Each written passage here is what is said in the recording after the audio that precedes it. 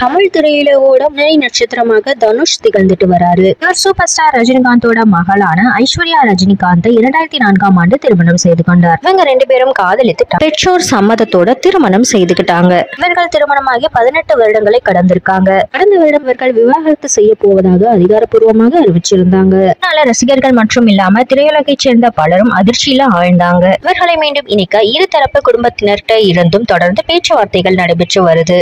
இவர்கள் 2 பேரும் தங்களோட முடிவுல எந்த மாற்றமும் இல்லாம தங்களது வேலைகள்ல பிஸியா இருந்துட்டு வராங்க. சூப்பர் ஸ்டார் ரஜினிகாந்த் 2 பேர்கிட்டையும் பேசி வைக்க முயன்றார். ஆனா இவர்கள் சிறிது காலம் எங்களுக்கு பிரிவு தேவைன்னு சொன்னதாக தெரிய வந்திருக்கு. 2 பேரும் தங்கள் மகன்களை அவரவர்கள் கலந்து கொள்ளும் நிகழ்ச்சிகள்ல அழைத்து செல்லும் வீடியோக்கள் இணையதளத்துல வைரலாகும். இவர்களின் குழந்தைக்காகவாவது இணையுமாறு இருதரப்பு குடும்பத்தார்கிட்ட இருந்தும் தொடர்ந்து வேண்டுகோள்கள் விற்கப்பட்டு வருது. அப்பொழுது மீண்டும் இவர்கள் இணைய வாய்ப்புகள் இருக்கிறதாக சொல்லப்படுது. சமீபத்துல ஓணம் பண்டிகை கொண்டாடிய புகைப்படங்களை ஐஸ்வர்யா ரஜினிகாந்த் இணையதளத்துல பதிவிட்டிருந்தாங்க. இந்த புகைப்படங்களை பார்த்து தனுஷ் லைக் செய்திருப்பது பலரையும் ஆச்சரியப்பட வைத்திருக்கு. நாளை இவர்கள் மீண்டும் இணைவதற்கான வாய்ப்புகள் இருப்பதாக சொல்லப்பட்டு வருது. தெரிந்ததும் சூப்பர் ஸ்டார் ரஜினிகாந்த் மிகவும் நிகழ்ந்து போய் பேசியிருந்தாராம். அப்பொழுது வேட்டையன் ஆடியோ வெளியீட்டு விழாலையும் இவரது பேச்சு பெரிய அளவுல வரவேற்பை பெற்று வருது.